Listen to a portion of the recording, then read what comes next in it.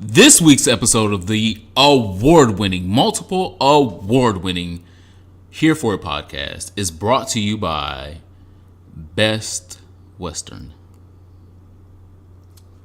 I'm gonna let you finish. We gonna discuss the four? We are. Okay, I was gonna say we gotta. We are.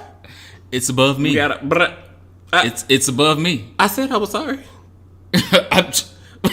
My mother just died. Her mom just died. My grandma just died. It's above me. I'm sorry. In today's climate, in the world we live in, it's above me. You weren't sorry when you said it on the phone. She called me a nigger. The Best Western. Not a nigga, a nigger. So keep that same energy. Go over to the Best Western. The Best Western is nigger. They're going to allow you to call everyone a nigger, and you can check right on in. So, I know the young man in the video, he was referring to managers above him when he said it's above me. Yeah, because I'm reporting this. But the takeaway, the first takeaway, because we're going to get to some of the other takeaways here in a minute. The first takeaway is some things are above you. Some things belong to God. Come on, it's not yours, it's the Lord's. It's the Lord's. Some of these battles are the Lord's. Do not let the battle encompass you and think that you should be involved. Somebody called here and said, nigger, I would like a hotel room. Okay, fucking that's nice. nigger. That is not my battle no more. This is the Lord's battle. And the Lord said, you're not going to stay over here. You're going to stay over there. The Best Western is next door. And I don't even know what over here is. I know it's a Texas hotel that he worked at. Yeah. Probably wasn't that much better than the Best Western, but I know where you're not going to stay at. My whole family is staying here. And then the daughter walks in.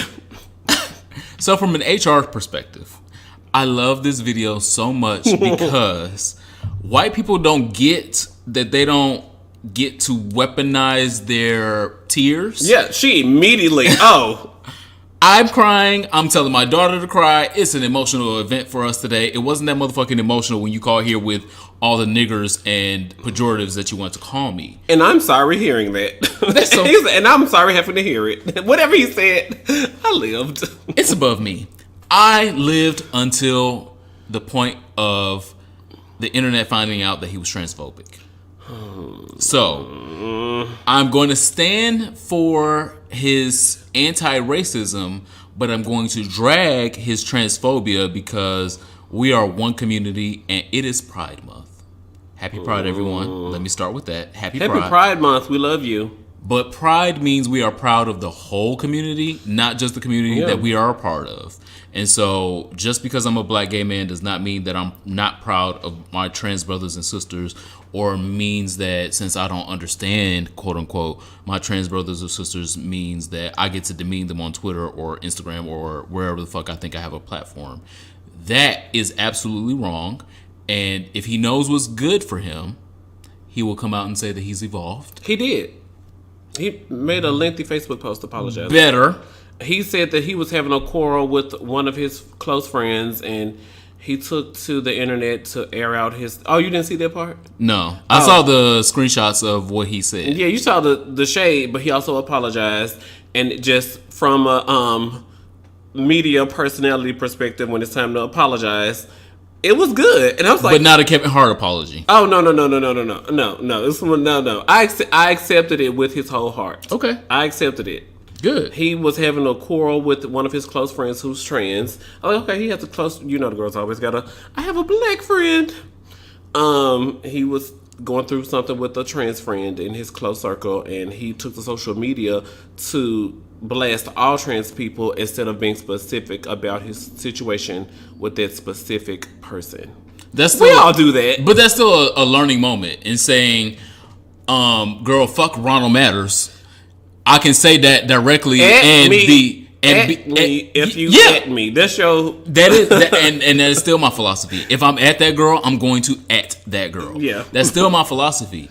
Instead of casting a whole net across the butch queens and strict bottoms. Yeah, feminine bottoms. I'm like, girl, all feminine bottoms suck. Instead of I'm just talking about Ronald Matters right now. But that's what she should have did. Obviously, hopefully, she has grown from that. Yeah, she did. She definitely included I've grown and learned, and but the what the audience and everyone that has been watching should realize is that every broke clock, even if she was broke at the time, is right twice a day. Amen. Come on. And so even if she was broke Digital when she or said analog, they're both.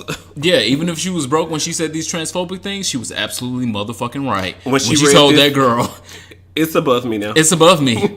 It's above. I'm leaving it in God's hands. You're gonna have to talk to the diversity inclusion liaison down to the Holiday Inn because fill out the EEO form. It's above me. It's above me. it's above me now. It's above me. So I think there is a right way and a wrong way to address racism, xenophobia, and transphobia, and hopefully we all are learning lessons from this. It was absolutely funny, still funny, but take in mind that things that you said 2 years prior, before you say things that are viral, you got to watch what you say. You need to go delete that shit right now. You got to. I'm tempted to like find the service to delete all my old tweets. But like Tammy Roman has retweeted some of my stuff. Like celebrities have retweeted some of my stuff. So would I lose all of that recognition and the Ain't nobody searching algorithm? through Tammy Roman's retweets from 4 years ago? Gabrielle Union saved my tweet this weekend. I was tweeting about how the guy who starred in Paris is Burning also starred in Pose. Mm-hmm. And so Gabrielle Union liked my tweet this weekend. Hector Extravaganza? Would those tweets get... when those tweets don't exist anymore, will I not show up in Gabrielle Union's? You can target with tweets. You can That say sounds like some paid subscription stuff. And I'm just... Well, you got to pay for the service that you asked for. Anyway, welcome to this week's episode of Fear For It Podcast. Oh, it's above me. It's above all of us. Above me. It's above all of us, apparently. It's Pride Leave it in God's hands, except your Twitter mentions. He didn't say that the weapons weren't for him. He just said they wouldn't prosper. Okay. Right there down. I am the Superman, TheeSupaman, Amen. a.k.a. Superman, the king of gays, BKA, the hood rat homo. That's gross as well. Well, what do you aspire to be? The hood rat homo. Yeah. I want to do hood rat things with my friends. Come on, track 2 on Megan Thee Stallion. I do want to do hood rat things with my friends. It's June. It's Pride Month. I'm going to do hood rat things. I want to tell you right now. If y'all are looking to me for inspiration, don't. I'm going to do hood rat things until September, and then I'm going to... be in a relationship, probably. Oh, the girls always... Oh, it's about to get cold. I need to go get a weighted blanket. Who says I'm not in one now? Oh, and I don't know about it. Oh, well... The truth jumped out. Oh, who are you? I was going to say, listen, it's above me. It's above you. Me. It's above Write that down. No, my name is Ronald Matters. Follow me on the internet at Ronald Matters, which is down behind the scenes, Lord Jesus. I'm just working on... Owning your own name on the internet is more expensive than y'all know. I'm telling you. So, RonaldMatters.com is having some behind the scenes drama. But, what was I saying? They can find you on Instagram and Twitter. Yeah. In the meantime. Yeah. I'm at Ronald Matters on my Visitor. I need to create a Pornhub account. Okay. I will be at Ronald. If it's something to be had, I can be had at Ronald Matters. I want you to remember that you said you can be had there. Okay. Have me. Oh, wow. Thank you. Tour coming soon. Literally. You can also find me on MySpace in your top 5. Our icebreaker this week is, if you had to name your genitalia after a drag queen, who would you name yours after and or why? What? I'll go first. I'm like, shit, you throw these questions in, you look to me for answers. That's why we need more video content. I'm like, don't look at me. So the first thing that jumped out to me, literally, hashtag jumped out, is Sheila. Ooh, shit, I almost fucked that up. Sheila One Eye motherfucking E. Because this genitalia is one eye and it's looking at you. It's angry looking at you. But the real one, I would say, is probably Alaska Thunderfuck. Oh, okay. I've been given reviews. Now I gotta look up the girls with the that the way that I carry myself sexually can be, it's an environment. It can be thunderous sometimes. Mm-hmm. So probably I would say Alaska Thunderfuck for me. But there's a plethora. There's over 100 drag queens from RuPaul's Drag Race, definitely. Starting with that, yeah. Yeah, that you can name your genitalia after. So, what would you guys name your genitalia after? My answer is a twist on a RuPaul's Drag Race queen, because her name is Ben de la Creme. Okay. But then she became known to the girls as Ben de la Christ. And this, you will be calling on your Lord and Savior. God is a woman. You will be worshiping this. 3 days in, 3 days out. Wow. Call me back. That's a part-time job. You will come looking for this. Wow. Within 3 business days if you ain't had done. Okay. Yeah, it'll be, Ben de la Christ. Ben de la Christ. That's my puss. All right. Our word of the day this week is yard boy. Yard boy is a noun, which means a gay male who enjoys sex in public, particularly in outdoor venues. Do you know a yard boy? I am not a yard boy. Actually, I have done yard boy activities. I have done yard boy activities. Wow. That wasn't even effective enough. Ouch. I've done yard boy activities, but that's not my specialty. My specialty is always the bed. Like I could do. Or the couch. Or the kitchen. Or in the party at the bathroom. That sounds. I'm like, where's my friend at? That sounds like I'm. That's like, I saw him going to the bathroom like 20 minutes ago. 20 minutes, and he being long-winded, sir. Listen, that's how we got 587 subscribers, sir. I want y'all to know. The rumors are true. Half of our subscribers are people that I have had sex with in the bathroom, and at a park. It's a yard boy. Yeah. Word of the day: yard boy. Shout out to our fans that I have had sex with. It's only 2 people. We'll go with that. Thank you guys so much for listening to this podcast. Again, we've been doing this for 2 years. This is a real motherfucking job. There have been podcasts that you guys have seen come and go, and this one continues on. Yard boy style. Come and go. Yikes. Unloads. Wow. I was like, what is unloads? I was like, I didn't get the acronym. I was like, oh, anonymous. Anonymous, yes. Look at you learning things. When I got my thing in my hand, I'm like, oh, I don't know how I got here, but okay. I don't. But you still got your life. In Jesus' name, amen. Mm-hmm. It's above you. Thank you guys so much for listening. This podcast cannot continue without your support. And your support can be as little as liking this episode, subscribing to this podcast, or as much as subscribing to our Patreon for at least $1 a month, up to $26 a month. You can keep this podcast going. And so we know that there are plenty of black gay spaces that continue to disappear every day, every week, every month, every quarter. This black gay space is here for you, literally. If you would like to keep this black gay space here for you, make sure you subscribe. If you would like, please keep it 100 by giving us $1 over at our Patreon, which is in our description below.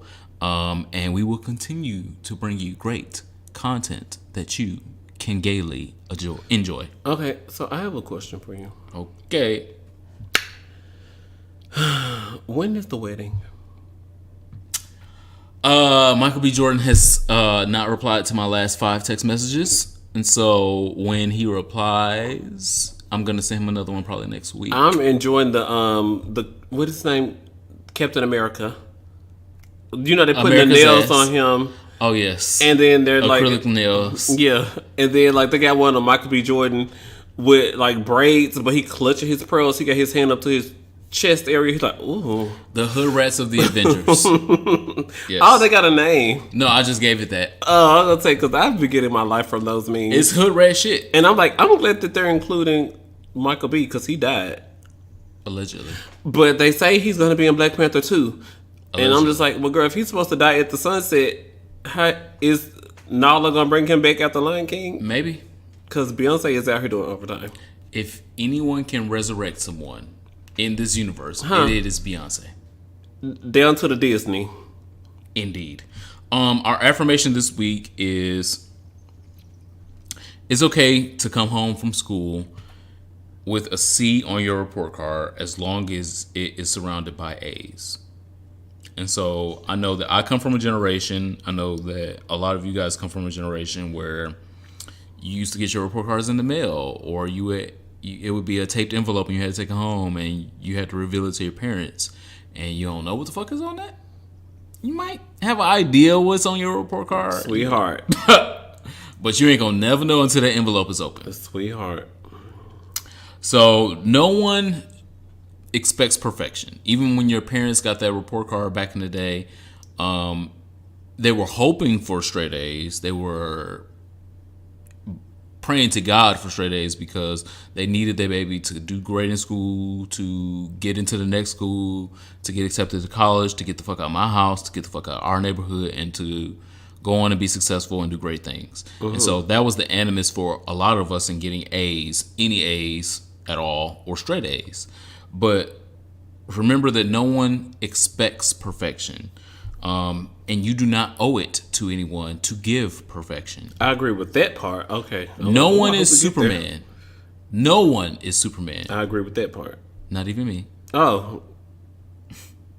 Strive to be the best human that you can be, while remembering that being human still means to be flawed unless you're Beyonce. Whew. What the saying is, always be yourself. Unless you can be Beyonce. Okay. It's okay to be odd and different. Let your freak flag fly high. Because those things that make you different also enrich you and make you better. Those things that people called you out for being a failure of or not being enough of are the things that people are looking for you to excel in and say, oh, well, so you're not good at spelling, or you're not good at math, but you're really good at art. You're really good at graphic design. You're really good at this, or you're really good at that. I would like you to come over here and do that for me for $100,000. The girls told me I couldn't be a successful journalist because I'm feminine and I have a soft voice. I have a successful blog and I have a successful podcast. Award winning. I have what do y'all mean I can't be a successful journalist? I'm passionate about this and I will apply everything that I have to those things, and everything that made me different, weird, and all of those things have made me successful. Yes, because at that time, people were measuring things by... Even in this time, yes. TBH. But, things that make you... okay, so this is where I disagreed in the beginning. I was expected to bring home straight A's. Mm-hmm. Why? Because I was adopted, and I brought home straight A's before I was adopted. Mm-hmm. So my case is special. When I was adopted, he's a straight A student and he's very shy and quiet. Oh, we'd love to adopt him. But then when y'all get me, girl, and I'm loud, I discovered myself as a woman, a butch queen. Well, just as a butch queen, not as a woman, because no disrespect to the trans community. Less butch and more queen. As a butch queen. And I brought home a B. First of all, I went from straight A's to an F. I had all A's and I had an F in one subject. I think it was, what was it? I don't even remember. It was either science, social studies. It was one of the top four. No, it was one of the top four. I know English, science, social studies. It was one of the top four subjects, which is why I was even hurt that I was getting an F. And I bawled my eyes out. I did not even want to come home with it. But my adopted parents, I knew they were going to feel weird. But I had to accept it within myself that, yes, I have an F, but it's also surrounded by honor roll worthy grades. Yep. And also looking at my life, my adopted parents, I still have done everything that was not even expected of me. Mm-hmm. So, I mean, there's truth in that. There's very truth in that. But make sure that you realize to yourself that even though, what is it y'all saying? The current location is not your final destination? Your current location is not your destination at all. Not the final destination. And so I had that F, girl. I only brought home one F my whole career. Woo! Thinking about that, wow, memories. Okay. Yes. And so again, I affirm everyone listening. But to you this brought home a podcast. lot of F's. I ain't never bring home F. No shade. Here we go. Now But- you're the smart one. No. Now you the Superman. I never bring home an F on a report card, but I brought home Fs in plenty of other things that people thought, the family, friends thought that I should exceed. You gay. That's the F. That's an F. That was an F. It's still an F. So? No shade. So? To my family, it's still an F. To my mom, it's still an F. It's still a, you're not gonna bring no grandbabies home to me this year. I'm still... To my sister. Mm-hmm. My sister wants me to have a niece and nephew for her kids to play with. And so that's still an F. And so I'm still bringing home Fs. And so even if I never brought it home on report cards, I still bring home Fs in plenty of other areas that I'm being expected to bring A's on. Social. Oh, wow. The social grade. Wow. Okay, I see it. Yeah. Looking at my family, the things I bring F's home in, I still bring home A's and everything else. Wow. I'm judging my family now in public. They get F's. Woo. Speaking of, they get F's. Well, hopefully they listen to Here For the Podcast. They don't, because I could say some stuff that my family has done. But we grew through those, I feel. We grew through those things together. Mm-hmm. And then they still judge me for the things that they perceive to be F's in our family's legacy. And what is the letter that starts with family? Oh, Jim. Oh, my God. Look at you trying to be the Iyanla. Okay. Bring it on home, Iyanla. Beloved, it starts at family. Anyway, last week... That was really good. Again, please be affirmed. If you aren't affirmed, look for passing that affirmation to someone else. Because we're all out here judging each other. Yeah, look for passing that affirmation to someone that may need it, even if it doesn't apply to you. Last week we talked about the transphobia in the leather community with the international Mr. Leather competition. And one of the board members speaking out and saying, go away from me with this. This is not what this competition is about. I am white. He didn't say this, but I felt this. I am white, and we people that are given this title are born male, and it was very non-inclusive of our trans brothers that are doing the same things that any of us are doing and competing at the same levels that we are competing, and now winning. Despite being born a different sex or being assigned a different sex at birth. ASAB. So we dragged them last month. Not last month. Last week. AMAB. Assigned male at birth. Yes. And so last week we talked about them and dragged this one board member in particular. I'm not going to say his name again because he deserves no press. And his shout out to you for remembering. What? The International Mr. Leather Board also is alignment with me because they have fired his ass effective this weekend. Immediately. Yeah. Again, this white, old, wrinkled person. We don't have to resort to calling names. We can talk about views. Oh, I didn't say names. I was just describing what he looked like. And so this person espoused thoughts and prejudices from 30 years ago. Yeah. And forgetting that we are in a different time and we're in a different space, and you might need to go home with that shit. You literally stay home with that shit. Literally. And the board of IML thankfully agreed with us last week and sent that girl home. She needs to be at home. When you have those type of prejudices and you can't play in a sandbox with everyone else in the LGBTQIAA plus sphere, community. You got to get the fuck out. Put the AOL disk in your Dell computer, and you need to log into some more hours of education. You need those education credits. And unfortunately, sometimes some people aren't going to be receptive to education, and they're going to be stuck in their ways and stuck in the remembering of what used to be. Hashtag make America great again. Go away from me with this. And she got away from us with that. She got the fuck on away from us. Go. What is going on? Go. That's what's going on. And my next story is much of the same. Unfortunately, I love Chicago so much. I love the people of Chicago. Mm-hmm. I love the heritage of Chicago. I love the feel of Chicago. Chicago just feels so much to me like It's like Midwest, It's like but it clean. still got the southern. It got the southern stank. Like the men are just very trash. First of all, the stank on it is the trash men. Okay. They be like, "You want to fuck?" I be like, "Hey, my name is Rona Matters." That's nice. Unlock pics, unlock a block. Y'all know this very me when I'm in that mood. They be like, "Unlock a block." I'm like, "Oh, so I guess I gotta block them." At least it gave me options. That was very southern and generous. Okay. This past weekend, there was an issue in Boystown. Again, like I said, I love Boystown. That's the neighborhood. That is the neighborhood. I got a tattoo in Boystown. Every time I'm in Chicago, I make sure I visit Boystown because It's fun. yeah, it's fun, and it's really one of the last big neighborhoods that we have in this whole country. I would really say I can count on one hand how many full neighborhoods that we have in this country because they have disappeared. And Boystown is still one of them, even though it is mostly white.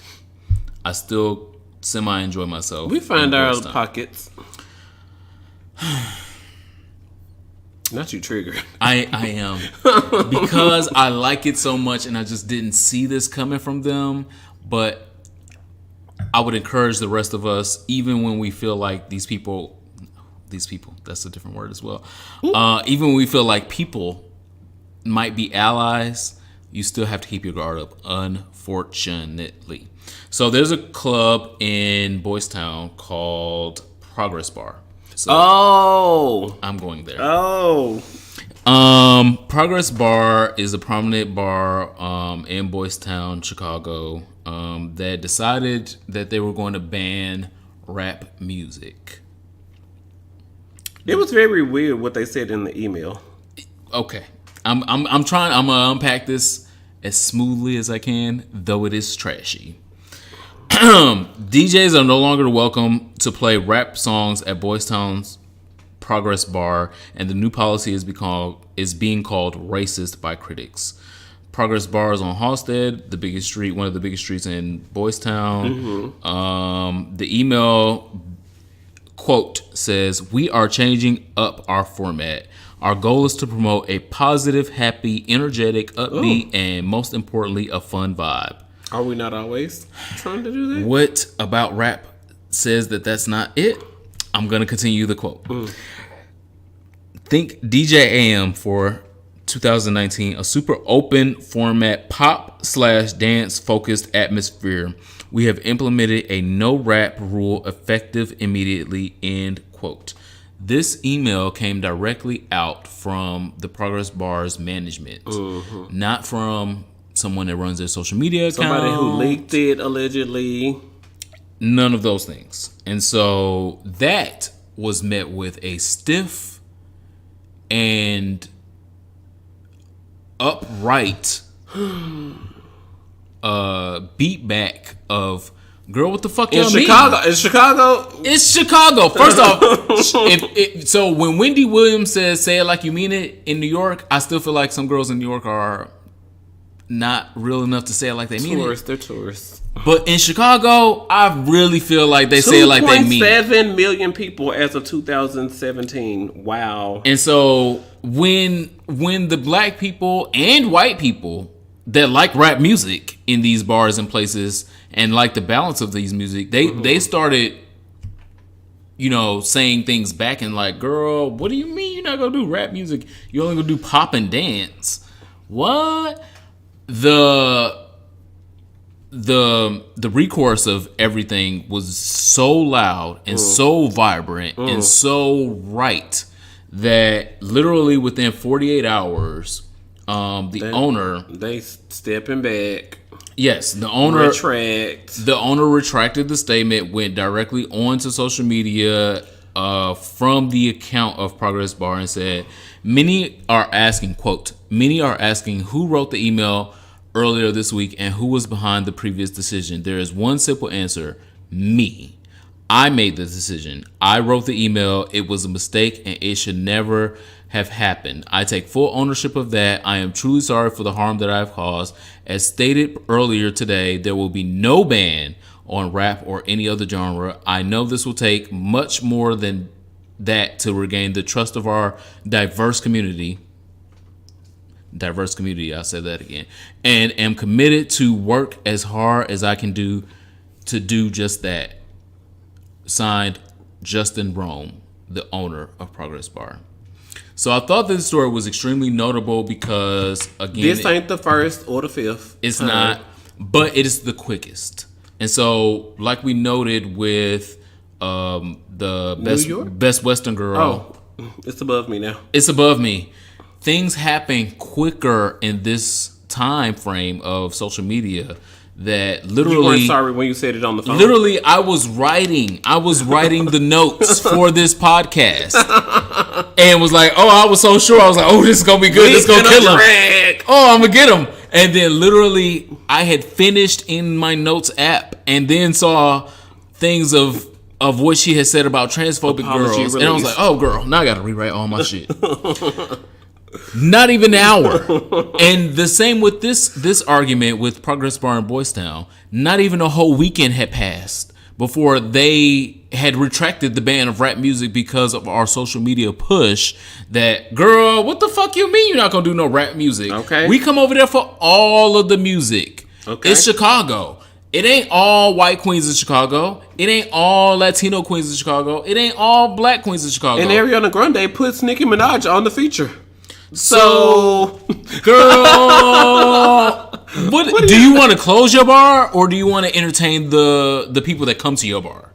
Figure it out, because Boystown is for everybody. It says Boystown. It don't say white Boystown. It don't say brown Boystown. It don't say black Boystown. It says Boystown. So you're entertaining all the boys or none of the boys. And Progress Bar, thankfully this time and quickly this time, decided that they want to entertain all the boys, and it was a right decision, thankfully, quickly. But I'm not gonna forget that y'all made the wrong decision in the first goddamn place, because the wrong decision of, oh girl, it's hot outside and we don't want these niggas to come up in here with their rap music and be fighting and shit. Girl, stop acting like white people don't be fighting to the same goddamn kind of shit. Be drunk, stepping on people, falling over people, throwing up on everything, fucking in the goddamn bathroom, throwing up in the bathroom, doing meth in the bathroom. Girl, are you new to the bar or club scene? You're not. This bar has been open for almost as long as Boystown has been around. And rap music has been around the same amount of time. So I the number one genre of music in the world, rap. So I really didn't want to hear the shit at all. I want to hear the rap music. Turn that back up. I hope y'all are playing Megan Thee Stallion this weekend. That would be awesome and great. If anyone is listening, make some recommendations over there for that. According to the wiki, Chicago is 45% white and 35% black. So what are we doing? What are we doing? And we know that y'all like anything that we love. So also black culture makes America. So what is going on? Literally made America. Talk about something making America, girl. Here we go. Black culture. African American, black culture, African American, whatever y'all want to call it this week. It's black as a journalist. Black is fewer letters, so then that way it saves more space when we're writing our pieces. Capital B. But yeah, so I want to make note of that in regards to how fast social media can push these things. Because he got 4 or 5 black promoters. Black Pride is coming up. 4th of July weekend. Black Pride in Chicago is coming up. What are we doing? And so you're not gonna play no rap music during Black Pride? You're gonna lose this coin. You about to lose these dollar signs, these buckets, ducats, or whatever they call it. Is it buckets or ducats? Ducats. I don't know what that is. Same thing. And so it is notable to realize loads of cash. They like loads. Yeah, they know their word. Yeah, they definitely like loads. Put it in my ass. I think that also played a factor in knowing that Black Pride is coming up, and I don't want to miss these black ass dollars because I'm not playing rap music no more. I think capitalism took precedence over his racism, and so I do believe that they meant what the fuck they said the first time that they said it, but then they look back at these goddamn numbers, keeping them in the black and in not the green. Keeping them in the black and in the green and not in the red. They were like, girl, I can play a couple Megan Thee Stallions. I can give him a little Nicki, a little Jay-Z. I can give, sure. Because we go to number 9 here in DC, and number 9 tries. Moving on. LGBTQ activists Marsha P. Johnson and Sylvia Rivera are about to get, it has just been blessed on, a New York monument for their Stonewall Rebellion, and an organization founded behind their names to help gay youths who are experiencing homelessness and any other thing that comes along with homelessness. There's a whole bunch of social issues that comes along with that. Being able to get a job, being able to get to work, being able to find a place to stay when you do get that job, being able to keep that job, being able to find a place to get Top food. 3 factors: getting a job, all and of those things. And so they've announced in New York via Dazed Magazine, DAZED, that Marsha P. Johnson and Sylvia Rivera will be getting this monument and a center for this in New York City. So that is the best news to come to Pride Weekend, because we have needed this for a long time. It's the 50th year of Stonewall, the anniversary. And so I know on this podcast we've said those names multiple times, and we're not going to stop saying them. But it is notable that the mainstream is now catching on that these are the names that they should be talking about. Amen. Even after they made a whole Stonewall-ass movie and didn't say their names once. Didn't even put the black girl in. Forward now back. Because the girls' names that they said in those movies that flopped, they're not getting a monument. I don't even know the name of it. Is it on Amazon? It shouldn't be. But Marsha P. Johnson and Sylvia Rivera are the names that should be synonymous every year that Pride comes around. Unfortunately, sometimes things get whitewashed. Sometimes things get thrown to the side. And, you know, we're more focused on the flag, and we're more focused on fucking during Pride, and we're more focused on going to the parties and not remembering the reason why Pride started, why Pride began. Because there were trans women that were proud of who the fuck they were and didn't give a fuck that the police were coming into this establishment telling them that they did not have license to be who they were, to be where they were, or to exist. That is how all of this started. And 50 years ago, it started because of that, and we should be remembering that every time Pride comes around. Does that mean that we shouldn't have celebrations, prides, and orgies, and all of those things? No, we should still have those things. But remember, why we're having those things. And so if you are having a fucking orgy for Pride, name it fucking Marsha P. Johnson orgy. Name it fucking Sylvia Rivera orgy. Oh my gosh, here we go. Name it fucking, fine, because they're going to have it anyway. Why not? Why not educate? Why not educate? They gonna do it anyway. I was gonna do it anyway. Why not educate the girls while fucking them? Because you gonna fuck them anyway. I'm scabby dabby doo. When They See Us took Netflix. Did you watch it? The whole thing? No, I watched the first part. Cause I tweeted you or text you or something. What did I do? I text you. I said, you have got to see this. I am over here in shambles. And I bet you was like, no, I knew I had to watch it. texting me about being in shambles and he a bottom and he emotional and just confirmed. All of that confirmed as well. But I knew what it was about. It was good. I saw Ava Duvernay when she started production on it last year, and so I knew what it was about. I knew all of that. And then I saw the trailer and I was like, here we go. And so I watched the first part because I knew that I had to report live. I gotta Google what I'm looking for. Okay. But so I watched the first part. Again, I'm not gonna give any spoilers away if you have not seen it. If you have not seen it, please go over and check it out. I'm not spoiling any of it. Must see. Definitely must see at least the first part. Telling you, must see. I could not get past the first part because I am still angry at a lot of things in life and in the world. You were 3 when this happened. Fine. I'm not 3. I was 2. I'm not 3 anymore. And so The not three me anymore wants to be violent against people that are not the color as me that were involved in this. Okay, thing. So I'm going to self-preserve myself. That maybe I'm going to watch part 2 maybe in a week. I'm still hot right now. I am hot, like the sun hot about this first part. This first part, I really, if I did not want to replace a TV, I would have thrown something at the TV.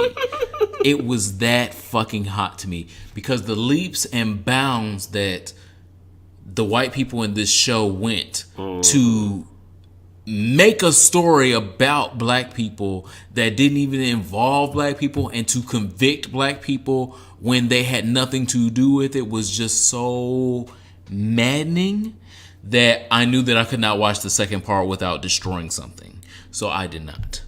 But the first part, again, I think it is important to at least watch it, even if you know you're going to get mad like I got mad. But it's important to get the context of it. Again, I already knew the Central Park 5 story because I'm old. I did research. I know these things. But seeing it play out is different than knowing the history of these things, and that's why I'm grateful that Netflix did it, and grateful that Ava Duvernay brought the picture to life, especially in the first part. I have not watched the other parts yet because I don't want to punch something, but I am confident that she did a good job in probably the rest of it because the first part just struck a nerve. Oh my gosh, here go my soapbox. Okay, so shout out to Corey Wise, who just, the NYPD was just going around arresting black teenagers. I'm triggered already. Why? Who? They said every black child in Central Park. Do you know how big Central Park is? Do you know how big New York is to arrest every teenager who could have possibly been in Central Park? It's the most populous city in the United States of America. So how many black teenagers could have been in Central Park on that night? What? Child, I could have been there, and I wasn't even born yet. Yo, what? You what wasn't born, you was 3. But so my Hollywood age is 28. And the person who experienced the most trauma only went to the station because he was like, my mama gonna get me, and your mama gonna get me if I don't just get in the car and go to the station with you. As a friend. Lord knows how many times I've tagged along on something. We finna do what? Okay, I'll do anything once. Sleep on the couch next to the pit bull. I'm like, well, I don't really like dogs. 1, 2 pit bulls, gross. 3, what city is this? I don't have nobody to call to come pick me up or somebody who can come down here if something happens to me. It was New Orleans, Louisiana, approximately 5 years ago. I'll do anything once. I'm 15. I'm like, go to a police station. You're great. I want to say I've been. No, you don't. My tourism visa ass girl. First off, if this show teaches you nothing, I do not want to go. You do not want to be in nobody's precinct for nothing. You don't. He said, y'all gonna come right back. And I was like, you don't come right back from no damn police station. You never come. Ever. You don't ever just come right back. I don't know nobody. In all of my hood years, ain't never happened. The other big takeaway is, I think the lesson that we all should learn. Again, I only saw the first part. I ain't ready to watch the second and third. I'm gonna wrap up. I had one more point. Okay, go. So Corey Wise, in the fourth part, you got to see the fourth part. You got to make it to the fourth part. Ooh, I don't know. Because they show the adult version of the guys and what they experienced when they got out of jail. And as a convicted felon, what you experience after you serve your time. This is what Latrice Royale was talking about on RuPaul's Drag Race when the state of Florida was having, when I've done my time, do I get my rights back? No. So back in 1995, 96, when they were all getting out of jail, and their probation officer had to tell them. Spoiler alert, they went to jail. That's what. Anyway, my main point was one of the characters reaches a point to where he would do anything to have human touch. And he knew what reaching over that barrier for human touch meant. And he just needed a hug. I'm getting emotional. Ooh, we should not have drank as much tequila before we start. But anyway, he just needed a hug, a touch. And when he got that touch, and you saw what it meant to him, and the person who it was coming from, and the value of that, all the consequences of it did not mean anything. Washed over him. And so you just got, and the performance of the person that the touch came from, the touch of their character, the touch of the person that came from, they were so beautiful in that scene. They were so beautiful. And that's my favorite moment of the whole. You got to get to part 4 to find that, though? Part 3 is really beautiful. When you get to part 3 is really beautiful. You see, there's a bunch of struggle, and of course you're like, okay, well, girl, I have to watch 1 and 2, girl. This is. Whew, I don't know. My heart heavy already. But when you see who the characters are in part 3, you're like, oh, who is that? I'm not gonna, no spoiler, but when you see who else is in the movie who is not getting all the interviews, the press interviews, it's more people in this that are not getting just like the press interviews, because they're saving it for when you see it. I was excited to see Niecy Nash because Niecy Nash was not. Oh, that's not a spoiler because I was in the first one. Yeah, because she was the parent of one of the children. So that's not a spoiler because I when the trailer came out, I didn't see Niecy Nash attached at all, and I didn't see her in the trailer. And then when I saw her, and then she was a pregnant woman, I was like, oh my god, don't do nothing to Niecy Nash, please. And so there's other stars in the film that you get. Is Beyonce in this? You know she doing Lion King right now. Is that our next topic? No. Okay, but.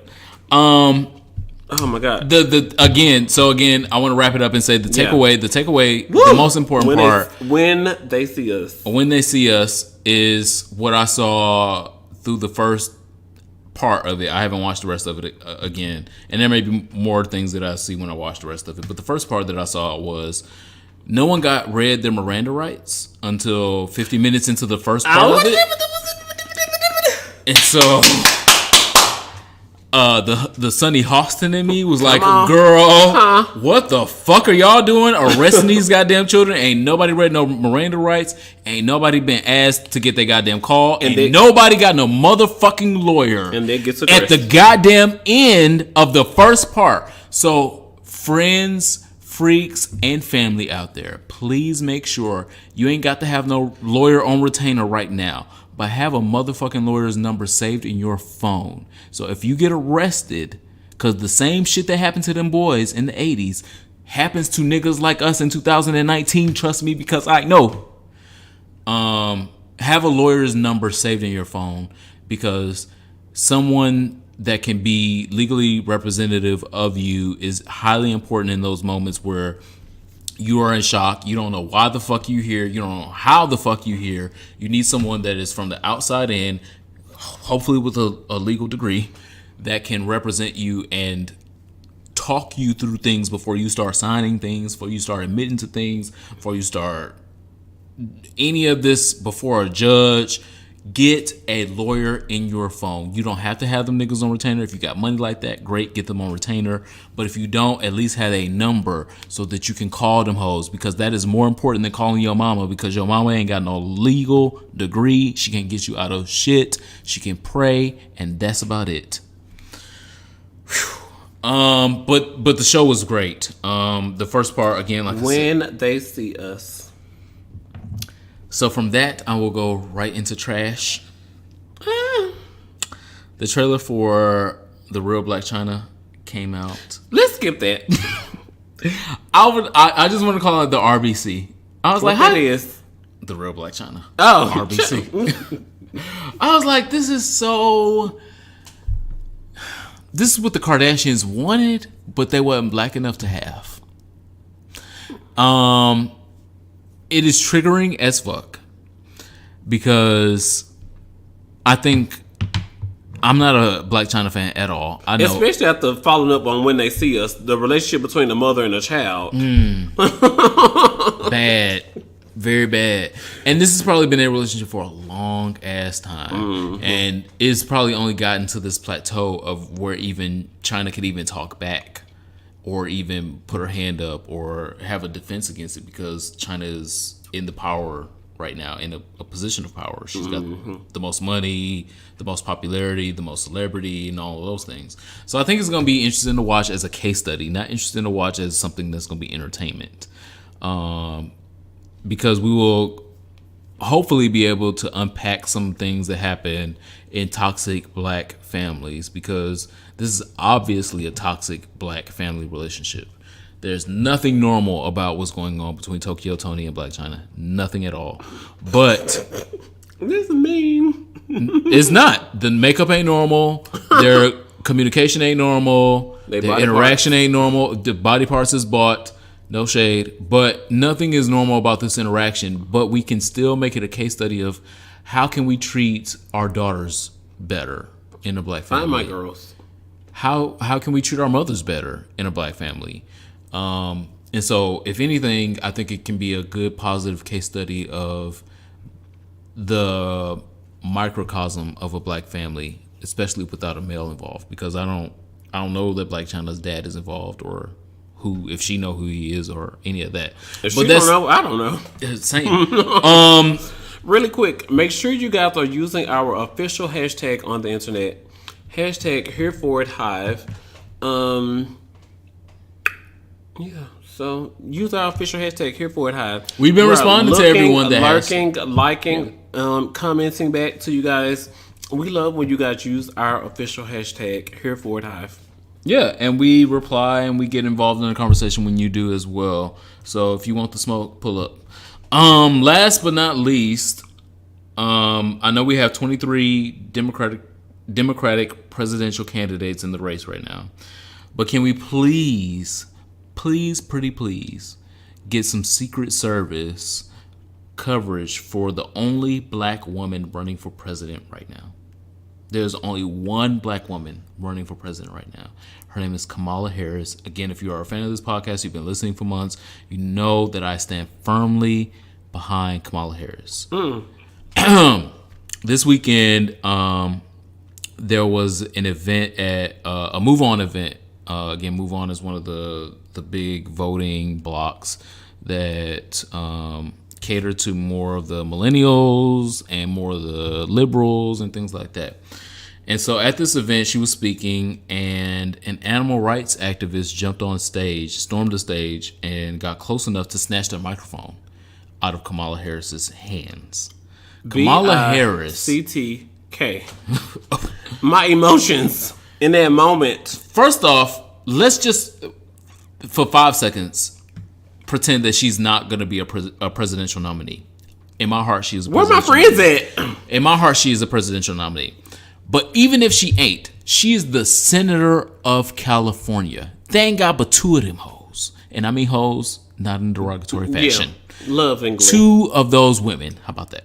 They got two senators. Two whole senators that represent hundreds of millions of people in California. Two senators. She is one of them. She should be one of the most protected senators in the whole goddamn country, because she represents more people than most other goddamn senators in the whole goddamn country. What is this wraparound? Because it's the goddamn world. It's the finger. It makes me so fucking mad. It incensed me to watch this, because this was a white animal rights activist with a fucking top knot in California that stormed the stage and took the microphone out of her hands like she was fucking nobody. Now, if she was me... Back up. So the white girl was asking her question. I think the white girl was actually done asking her question. No. She was being interviewed by a black woman. And then there was a black woman in the middle. And then there was Kamala on the right. Mm-hmm. So this white girl was asking her question. The black interviewer lady sitting in the middle. Then this guy runs across the stage. The white woman just sits in her chair.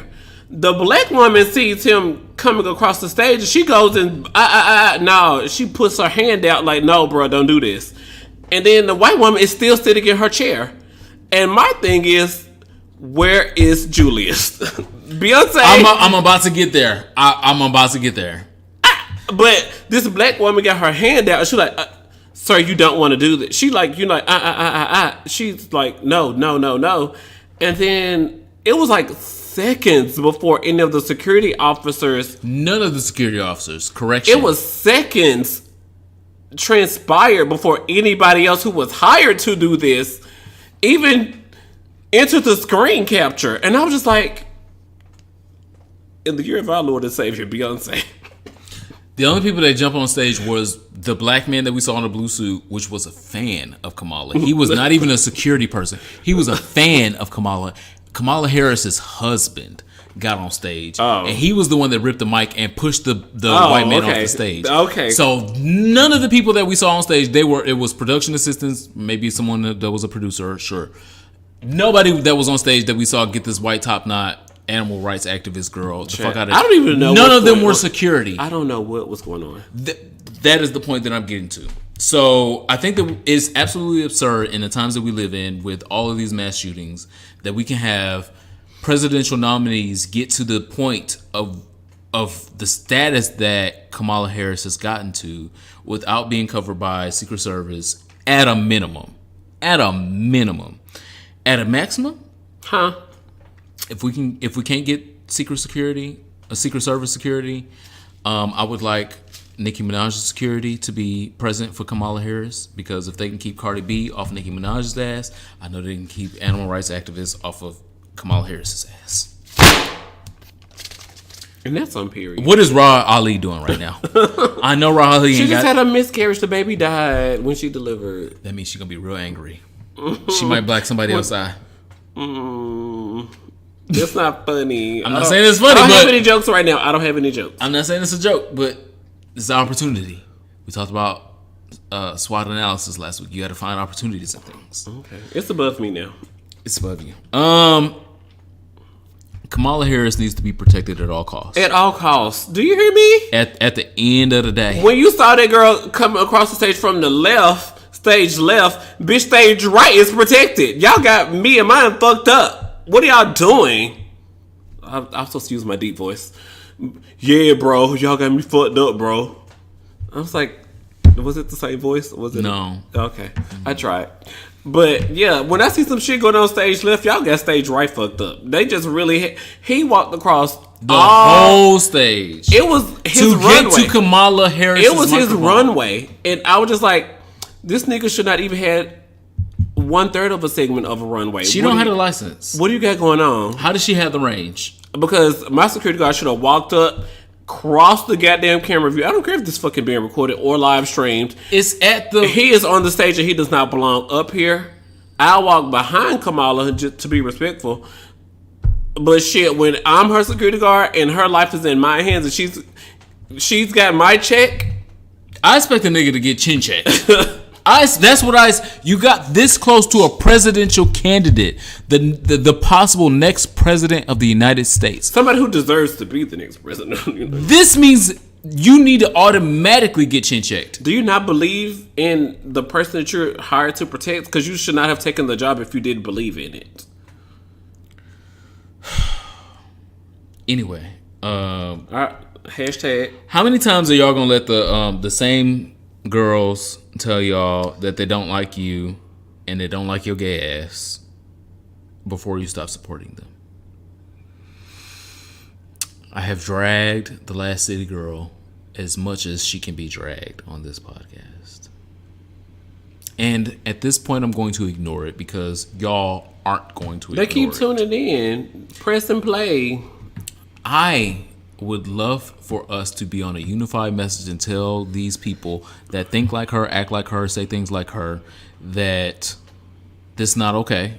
I'm not going to come to your shows. You're not? I'm not going to buy your albums. I'm not going to buy your music. I'm not going to buy your merch because you say and do things like this. And then when we give her license to continue to do these things and we think it's funny, it's cute.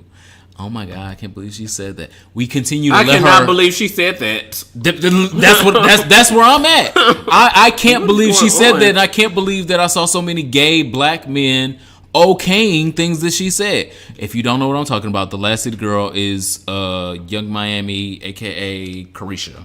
Oh, whatever her name is. Whatever. It don't really matter because it ain't gonna matter in 2 years.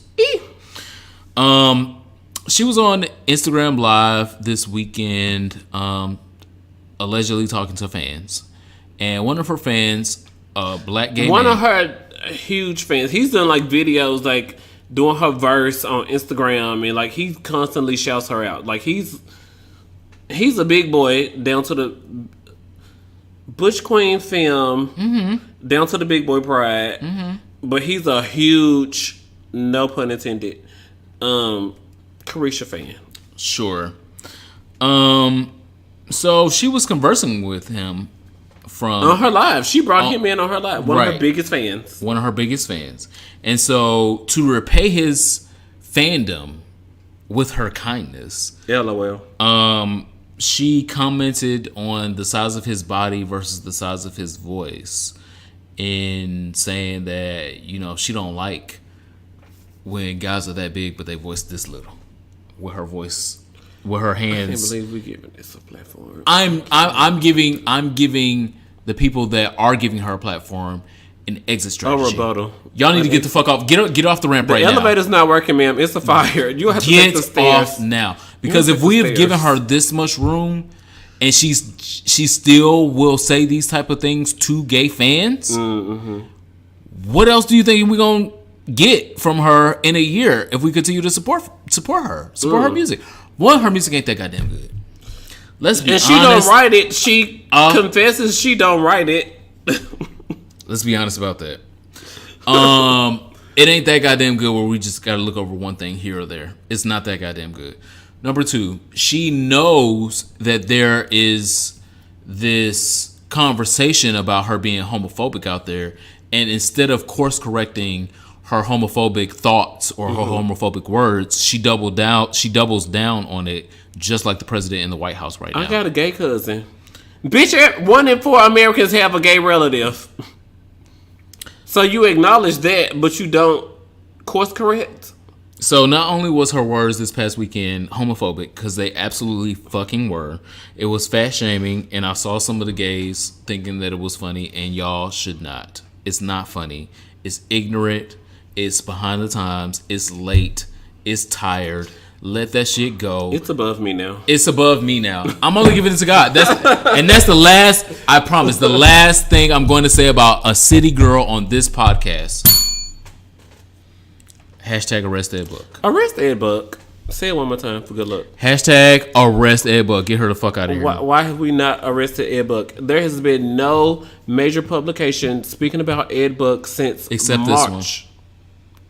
So what are y'all doing? It's June.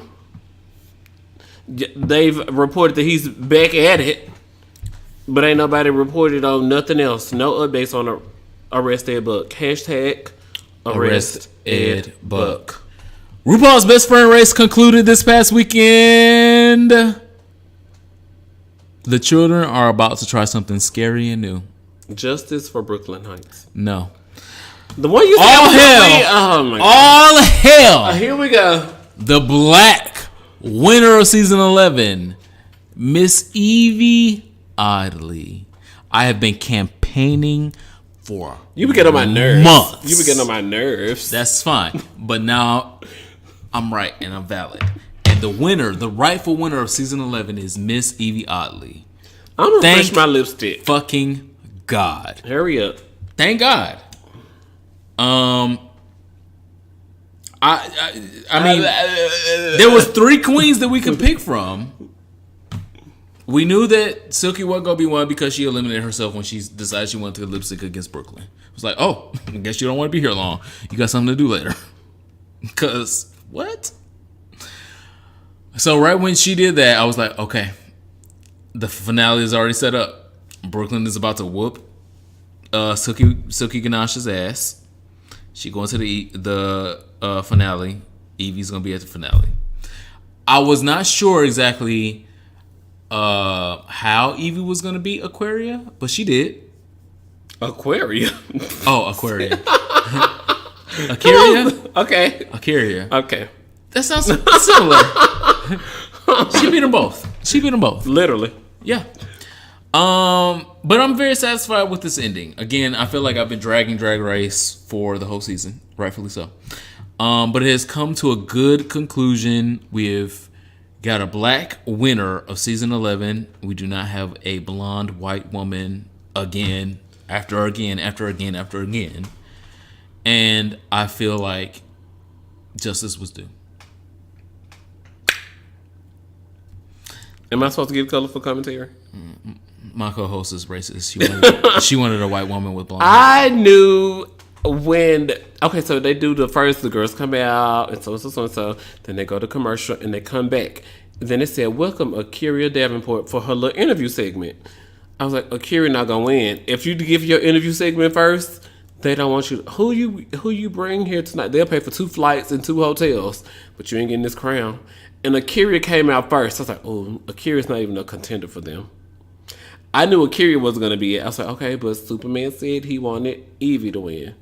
And then after that, I think after Akira, I've been drunk so many times. I think Silky came out. No, Brooklyn came out because they were trying to keep the hype up. They was like, well, we weren't depending on Akira, so let's go with Brooklyn second. I was like, damn, they got my girl going second, so that means they don't want my girl to win either. I was like, taking my notes. Because these things matter in, like, stage production. And that's why they put them there. Because, they all had the same things. She's a contender, but she ain't... And then, like, when they had Evie come out and they kept showing her dad, and they were like, oh, this will get... First off, her daddy is fucking fine. Fucking fine? Yeah. You called me fucking fine. You weren't sorry on the phone. First off. I wasn't sorry on the phone, sir. I was like... But, I could just tell by the way things were going. And even when it got down to my girl versus your girl, I was like, I got to defend this on here for a podcast next week. Here we go.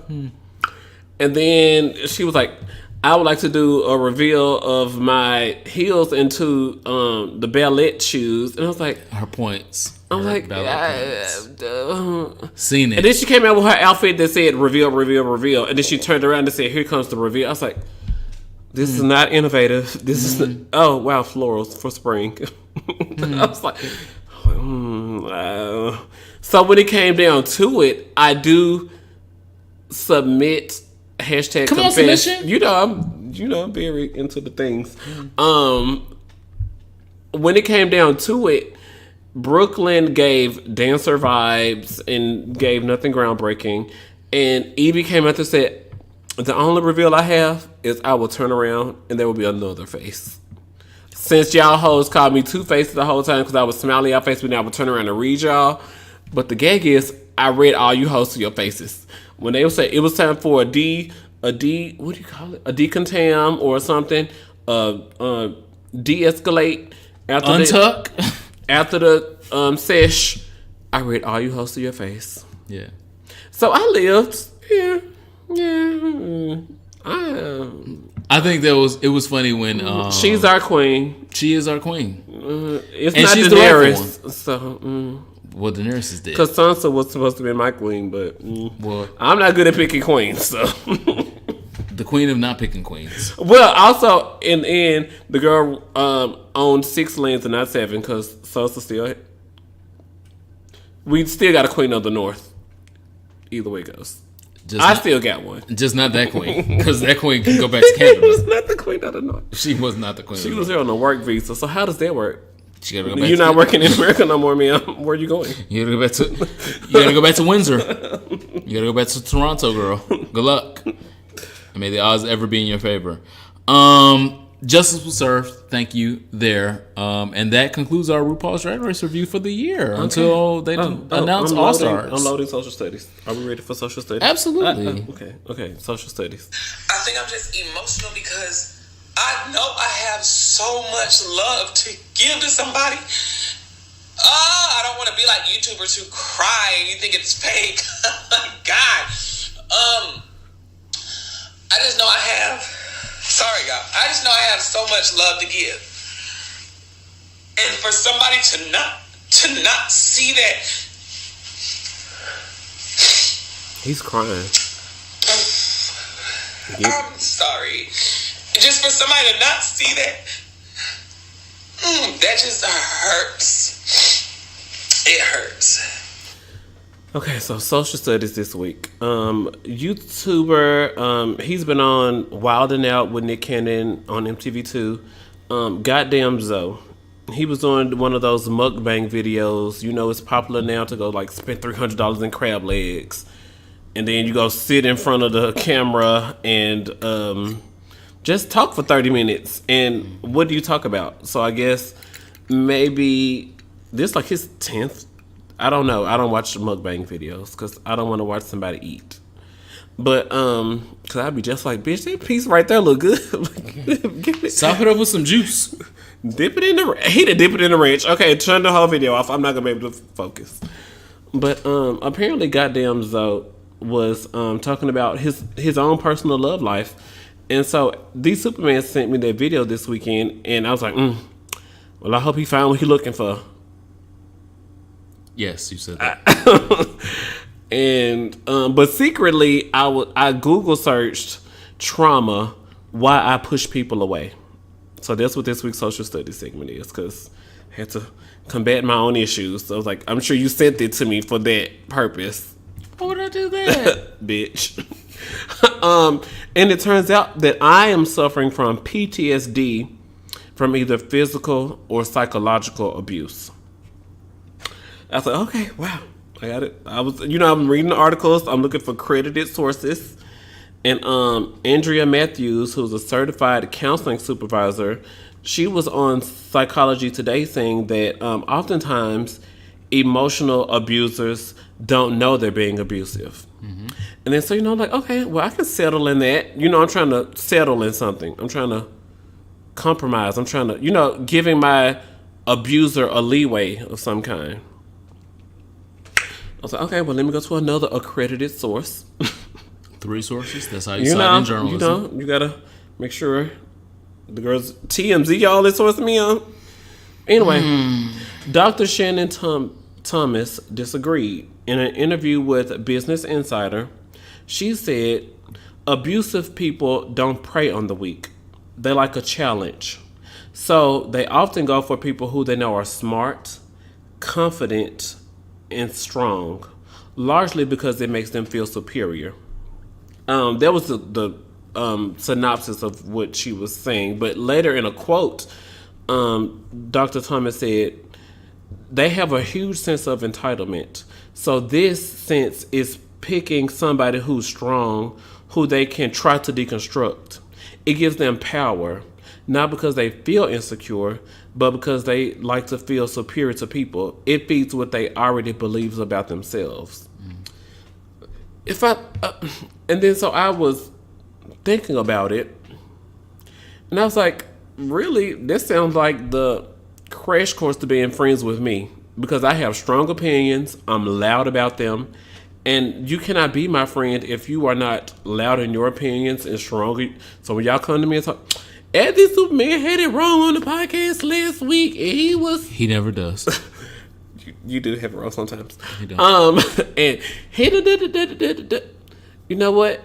I enjoy our friendship. If I have a strong opinion about something, Eddie Superman can come back to me and say like, well, bitch, did you see this? And I know that he's not coming back to me with no bullshit. Andrea Matthews, who is a certified counseling supervisor, 30 years of experience. She was writing in her article in Psychology Today about how in relationships, because someone is insecure about previous relationships, about cheating or if they were good enough, or so. I've experienced those types of emotional abuse before, but I feel like in my experience, I've succeeded because I knew to walk away from those situations. But then I was like, wow, there may have been situations where I was psychologically abused by somebody, because I'm like, I do like the challenge of when I challenge them, they can challenge me back. Is this one of those things? Oh, wow, I need to write that down. Talk about it later. But do you feel or have any opinions on what I've said so far? No, I think both of them happen in real time in both situations. I don't think predators of psychological abuse are only one type of person. I think that they can be both type of people.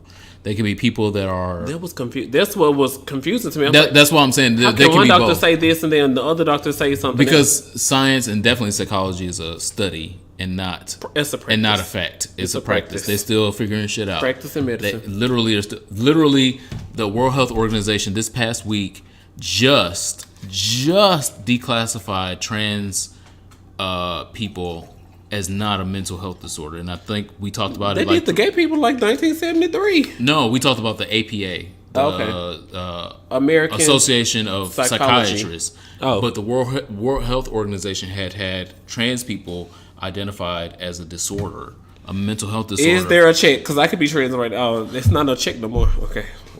Erase that from records. PD, take that out. I was trying to make like yes, what's wrong. But what I'm saying is, different counselors approach things differently. You have to take them both subjectively and add them to your experience and say, yes, this person might have been a predator and that's why they did X, Y, and Z to me psychologically. But does that mean that every person that I come in contact with is the same type of predator? No. So to say that I disagree with that counselor to an extent, but again, like I said, you have to take things in totality and say, okay, I learned something from that, and I can identify predators when predators want to impose their will on me because they feel like they have another degree above me, or they're a little more smarter than me, or I'm in a weakened position and they can take advantage of that. Yes, take note of those things and identify those predators, but everyone is not a predator. Some people do intentionally mean you well in your mental health. They're not trying to take advantage of you. And so I think those are two different sides of the coin that unfortunately this counselor was not able to portray in his or her article. Yeah, so Dr. Thomas, that's what I was saying. Like, Dr. Thomas was saying, like, no, the people that are trying to trick you, girl, they are smart. But then Andrea Matthews was saying, like, the everyday type of emotional abuse that you might experience, it's not coming from somebody who's taking notes and got a vision board in the house of how they can trick you next. But no, that's not the everyday person, but even if they don't have a vision board, they may have a vision of, if I trick you and demean you and depower you enough, I can get this out of you. Because that happens a lot in the gay community of you're 22 and you about to get kicked out of your house, and I'm trying to talk you into coming over to my house. I'm 35 and I'm well established, and I get you. I can show you. Yeah, I can teach you stuff. Just come over here and get this raw dick, and it don't matter if I got HIV or not. You can come over here and get it anyway. That's the same type of practice, but it's not across the board. Because you can meet that same type of individual that is 35, well established, and wants to be your mentor, and not trying to fuck you, but you are scared because you feel like they're trying to be a predator. So again, that's why I say it's two different sides of the same coin. You have to believe people when they tell you who they are, because the person that's trying to get you to come and stay with them and fuck them because you are vulnerable right now, that's a predator. Someone that's trying to better you and say, I know you're in a precarious situation right now. This is how I think that you can get out of it. Any help that I can provide, I would love to provide it. That's an ally, not a predator. And so that's the two different sides of the coin that I think she missed, unfortunately. So shout out to Dr. Thomas. You missed some things, ma'am. Stay in school. Nah, sounds bad. Here I am reading counselors. Ain't got no credentials. But back to the goddamn Zoe video about him crying and him knowing that he has so much love to give, and how come he can't find anyone, and me seeing that experience and being moved by it. And I know that there's trauma, because that's why I put it in my Google search. I started my Google search with trauma. Why I push people away. I discovered that I definitely have more work to do. Yes. And so that's the first part, because a lot of people think that they don't. They be like, I know this happened to me. I'm good though. Money's still good. Oh yeah. Shout out to Megan Thee Stallion.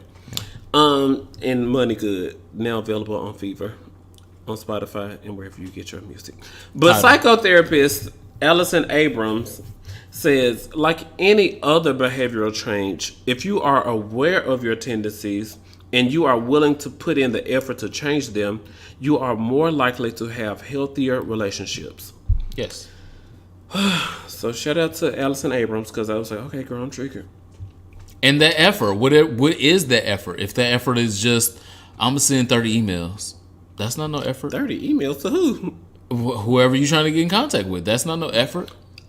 I'm a millennial. We talking Snapchat speak, a little taste, but girl, you need to confine and refine. The effort that you need to place in mental health is the same effort that you would place if your arm got chopped off right now. Come on, if your arm got chopped off right now, you would be calling the ambulance right this second. Sure would. You would be grabbing the nearest thing you could get to put pressure on it and stop the bleeding and hope to save your life. And so that same level of energy that you would place in saving your arm, you should place in saving your mental health. Saving your brain. Because your brain is more important than your arm. You can live with one goddamn arm. You can't live with no goddamn brain. Your brain got to tell your heart to beat. So if your brain gets screwed up. Anyway. So the next paragraph in the article is the most effective way to make a change, Dr. Abrams said, is to start seeing a therapist and identify the source of your patterns. That means digging into your past and seeing how your life has shaped your beliefs about love. Over time, you'll develop a new way of relating, finding happiness in relationships outside of romantic relationships, and most importantly, learn to have compassion for yourself. So I don't even know what this week's social studies topic is. It's something about the goddamn Zoe video and why I ended up Googling trauma, why I push people away. But definitely it's something regarding PTSD, physical and psychological abuse. Yeah. I mean, whatever y'all get from it, you get from it. It doesn't need a title. So, no, it does need a title. I need a title for my show notes. Gay therapy. Yeah, but identifying psychological abuse, I guess. Because I can't really say I've been through much physical abuse, but I know from searching trauma why I push people away, and it was either psychological or emotional. I've definitely had some emotional and psychological abuse. It's the same thing. A lot of times people don't attribute them the same way because there's just because he didn't hit you, girl. Physical scars, but emotional scars are just as deep as physical ones. And so when we give them the same amount of attention that we would, like I said, if somebody cut your arm off, if it was a physical, then yeah, you would get as much healing from it. But oftentimes people don't put that much attention on it, and they let the wound continue to bleed out and don't realize you're losing a whole goddamn organ. The bacteria grows. Yeah, gangrene. This week in sexual health, welcome to the Sexperts Casting Couch again. Dust off the little cum stains. Come lay on our couch. And the psychological abuse stains. Ciao. Hopefully not. Woo. Hopefully not. This week we're going to talk about something less sexually triggering. Hopefully. Hopefully. I don't know. This might trigger somebody. We're going to talk about how to prevent blue balls. What's blue balls? Blue balls is the term that people have ascribed to when they are aroused or in a sexual situation and don't get to finish. Don't get to ejaculate. Yeah, okay. Don't get to fully get to the place that they would like to go. Whatever arousal is for them, because like in my sexual encounters, ejaculate for me is not the finishing move. Okay. If it's the one to come back round 3, what is the finish her? Your ejaculate can be, it's cool. You're very katana work. Melina fish. Because Melina eats her competitors. I always pick Sindel. Melina eats her. She wrapped that wig around them girls, squeeze them tight. Yeah, very Melina fish. But blue balls can happen on any of the perspective. Okay. Hetero, homo, top, bottom. It can all happen. All of the perspectives can happen. If you have balls, it can happen to you. Especially if you're practicing semen retention. We talked about semen retention a couple episodes ago. We are a no-fap podcast. After 7 days, we girl, do not what are you believe doing? in no-fap. After 7 days, what are you doing? But we do believe in semen retention and practices of semen retention around Tantra. But scientifically, blue balls is the testicular congestion of things going on in the testicles, thinking that ejaculation is about to happen, but it doesn't happen. One of the other terms for it is testicular hypertension. So I want to talk about a couple things that you can do to alleviate yourself if you are in an episode where you might have quote unquote blue balls.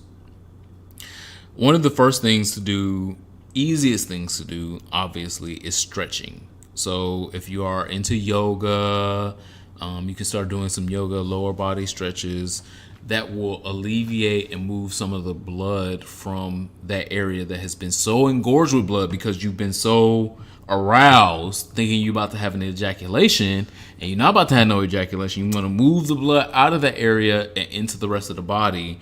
That can alleviate the blue balls that you are currently experiencing. And stretching is one of the biggest ways that you can move that blood. Next, obviously, is lower body weightlifting and or cardio.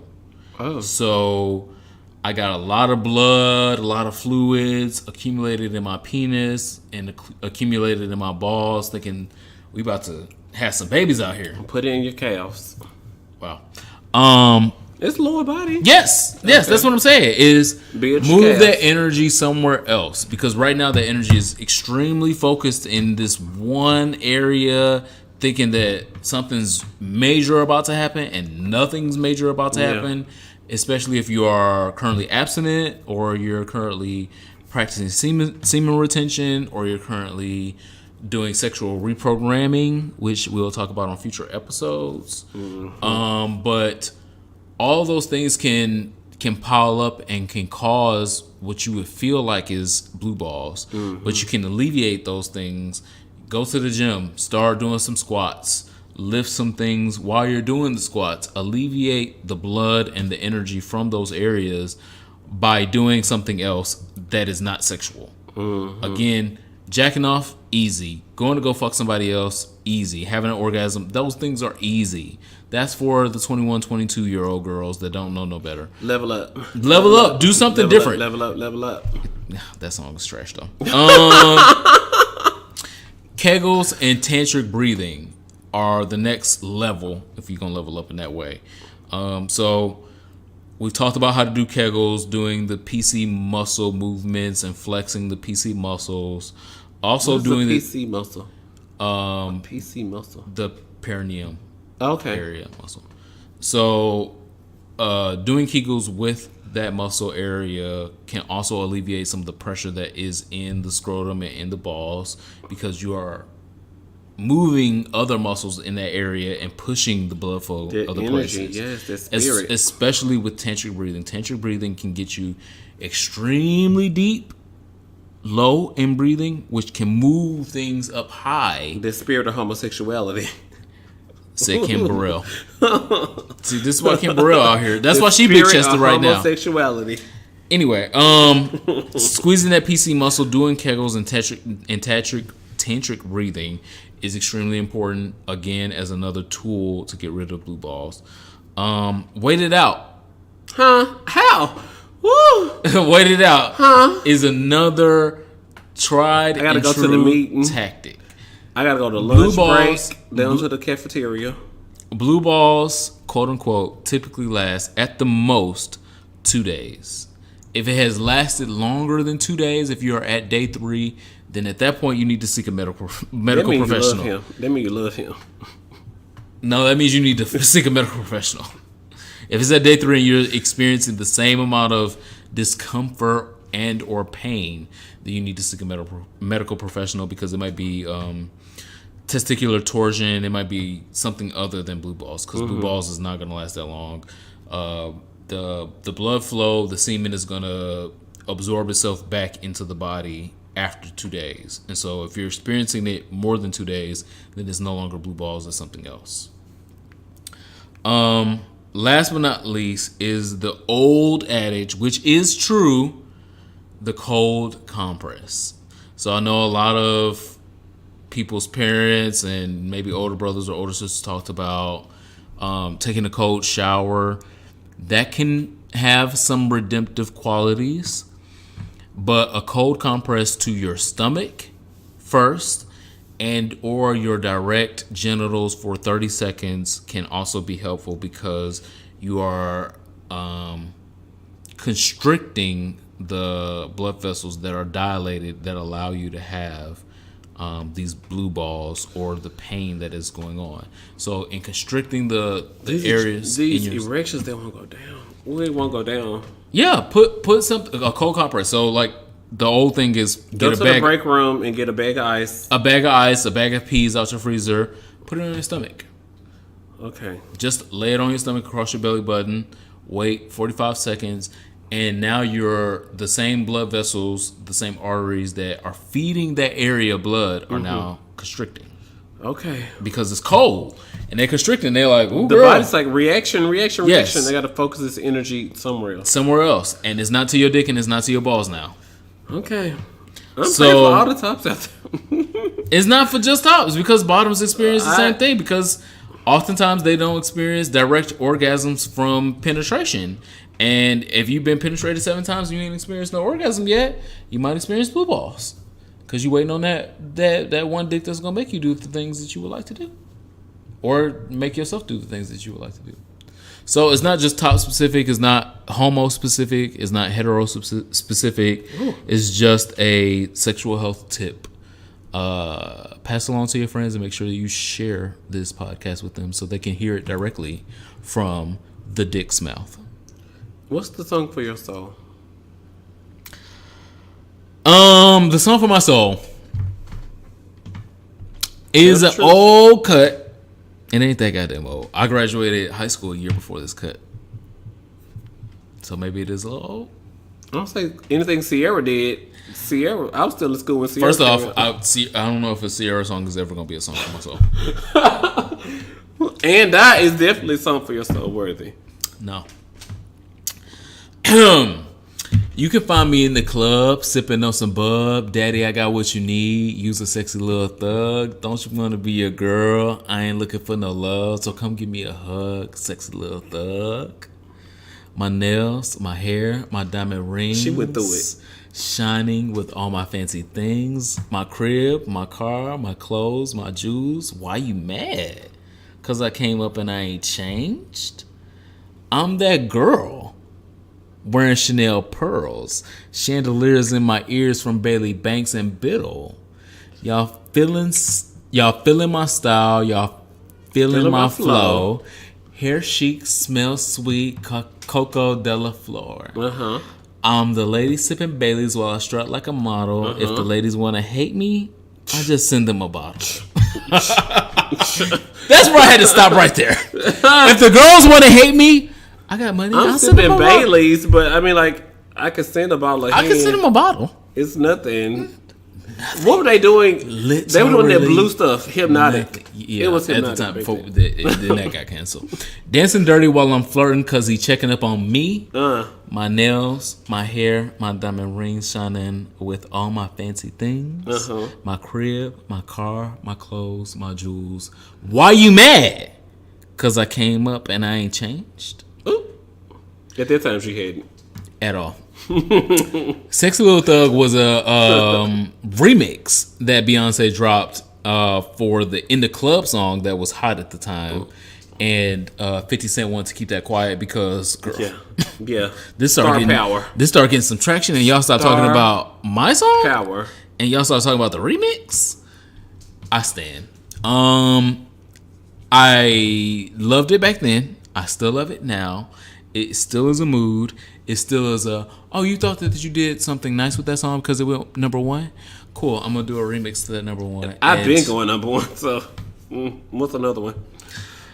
I'm going to give you girls something to do. Sending your haters a bottle.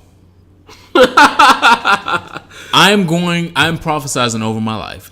In the next year, I have haters oftentimes when I go out and I see them and I'm like, oh, well, you need to buy us a bottle when we at the club first before you send us a bottle. I'm like, that's going to happen in the next 30 days. Well, anyway. We can do that tomorrow, but. Anyway, to get to the level that I know that my haters are there to hate on me and they see me doing great, I would like to send them a bottle for their support. They have been supporting me. Woo. They have been hating on me for a long. This entrance fee tonight was motherfucking It time. wasn't $10 to get in tonight. They've been hating on me since YouTube. They have been hating on me since the dawn of Instagram. They have been hating on me since booking international trips, hosting those international trips, and getting a check from me hosting those international trips that we invited you on. Ciao. And so I would like to send them girls a bottle one day. And right now, I'm only in the phase of buying me and my crew a bottle. But in the next year, I'm going to get to the phase where I can buy you a bottle and make you even more mad. Thank you so much for listening. That's the song for my soul, Sexy Little Thug, a.k.a. the In the Club remix from Beyonce 2005. Hi. The song for my soul this week, I know y'all love lyrics. Trey starts talking about it's 3 o'clock in the morning and he's still not home, but he promises he's done playing house with some other girl. I promise you it ain't like that now because I retired from the game. I swear I've changed. One day I'll dress you up and wear my name because I need you, baby, like a mother to a child. I need you to stay forever. My love forever. I need you forever. In my life forever and a day. So, shout out to Sebastian Michael. I only remember him having one album, but his song Forever was really beautiful. It's a ballad about how he did you wrong and he promised he gonna make it up to you and all those other things. And I know this, like right now as the weather get hot and Megan Thee Stallion continues to serve fever. Y'all could be having to apologize. So, play Forever by Sebastian Michael while you're doing that apology. And that's the song for my soul this week. I thought that was Melanie Fiona for a minute. That's why I was getting my life. I was like, oh, this is 4 a.m. This is my jam. I was like, it's 4 a.m. and my lover ain't answer. Oh, and that nigga didn't answer. Listener questions. Send us questions to hereforwardpod@gmail.com or to any inbox where you find us on social media. This week we got some really problematic questions and I'm not reading them. So, yeah. We saw them, but moving along. Thank you. You tried it. You tried it. What are you here for this week? I am absolutely here for one of my fave Drag Race alums, Miss Trinity K. Bonet. The only Trinity that I know. Oh, yeah. Trinity K. Bonet was on Ellen DeGeneres' show this past week. She was? Yes, she was. Turn up. She was lip syncing to one of Whitney Houston's best songs, and she looked the part. She brought the Whitney rag. She had the Whitney wig. The Whitney Send me the link. It was everything, and her comment on Instagram was, "Y'all thought y'all had saw the last of me on TV." No. Of course not, because I expect to see you again and again and again. Come on out. Because you're talented, you're beautiful, and I see you. Miss Trinity K. Bonet, TKB for All-Stars every goddamn season. Every season they're going to have All-Stars. If they ain't hired Trinity K. Bonet, then they have hired the wrong girls. I am absolutely here for it. I am so glad that you are getting the visibility that you deserve. I am so grateful to see your growth and hopefully see you get bigger and bigger and bigger. I'm absolutely here for it. I saw the meme. You know, we were rolling into Pride Month. Rolling. I'm doing the circle. Rolling. Gonna do the Tina Turner. Shoulders rolling into Pride Month. I know the song. I wrote it. And I saw the meme. The first Pride was a riot. Mm-hmm. And that alone, I'm here for it. I was like, the first Pride was a riot. What that mean? And you know, I'm Memphis City Schools. And then it clocked in. I was like, yeah, it was. So Google has agreed to digitize a lot of the newspaper articles, photos, and other records from the early years of the Stonewall movement. And in addition, they've recorded interviews from people who lived through it. And I am absolutely here for it. I think we said it earlier in the podcast that New York City has dedicated a park to the Stonewall movement. And Google has decided to digitize the park. So when you're in the park, you go to stonewallforever.org on your phone. And then as you walk through the park, you can see like different videos, different pictures of this is what happened in 1968. This is what happened that night when the things went down. Here's a first-hand encounter from someone who was there at Stonewall. Here are some pictures and some articles, some news articles that happened like in the weeks after Stonewall occurred. And I was like, well, shout out to Google for using their corporate conglomerate. Excuse me, ma'am, we're Google. We would like the article from the San Francisco Times back when Stonewall happened. Send it to us, thanks. I mean, you're not going to say no to Google. So it's like, So shout out to the city of New York, the 50th year anniversary of the Stonewall riot. Wow. And this a big conglomerate putting all of their power behind making sure that other people can see it. So go to stonewallforever.org, and we definitely got to get to New York City soon so we can go visit and get a glimpse of everything that Google and the city of New York and the LGBT Center of New York has put together for the Stonewall Park. The reason for the season. I'm absolutely fucking here for it. # Pride Month. Absolutely. It has got to Shout out to us both being here for something.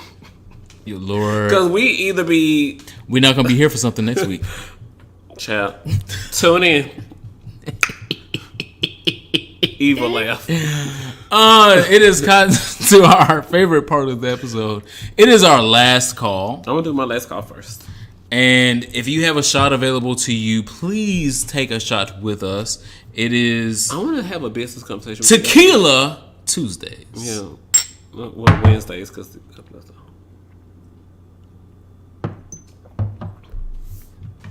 Former guest on Here for a Podcast. Child, we selective. Former guest on Here for a Podcast, Ian L. Haddock, has released his documentary Outcry. And this weekend, down to the he received the Critics' Choice Award down to the Houston Real Pride Film Festival. So shout out to my friend, the president of Impulse Group, the new president of Impulse Houston. Work. And his documentary is now on Amazon Prime. I knew that before y'all knew it, but so we had the congratulatory digital toast. But his Outcry is now available on Amazon Prime. So search Ian IANLHADDOCK with the word Outcry. And you can watch it with your Amazon Prime subscription, or you can rent it for however many dollars. I'm gonna buy it, so I don't know how much it costs. But my last call goes to my close friend Ian L. Haddock and his new documentary Outcry, available on Amazon Prime. I love it. Shout out to Houston's new Impulse president. Congratulations as well. I want to be on Amazon Prime next. I got to figure out how to. Excuse me, ma'am. I suck dick, but I would also like to suck it on Amazon Prime. I don't know if they do that there. Hire me. It's just for fans. For fans? Yeah, only fans? The girls are making bank. But that's get both of them. Both of them.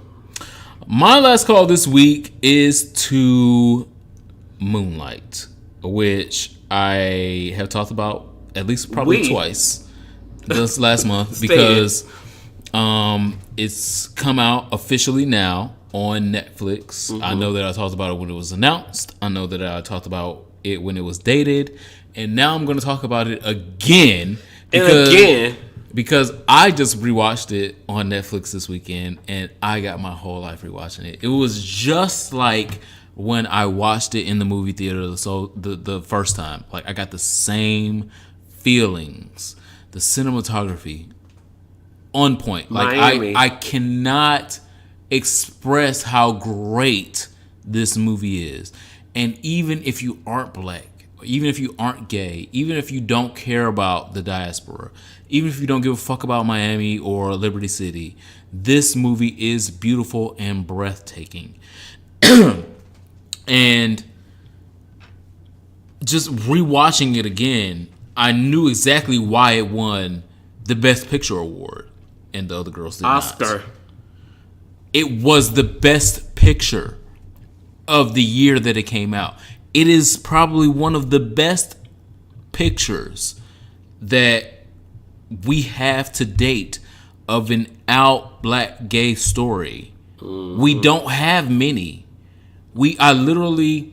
I was talking to friends this past weekend, and we were talking about like the top 5 movies that black gay men should have watched, including Tu Wong Fu, including Crying Game, including Paris is Burning, blah blah blah. Like those top 5, like of course you should have watched those. And I have done YouTube videos about that. Make sure you guys watch my YouTube videos because Soldier's and Girl. And that may need to be updated because Soldier's Girl, that's not a black gay. I love Soldier's Girl. I like it as a movie, but black gay film, it is not. Oh no, it's not a black gay film. It is not. Okay.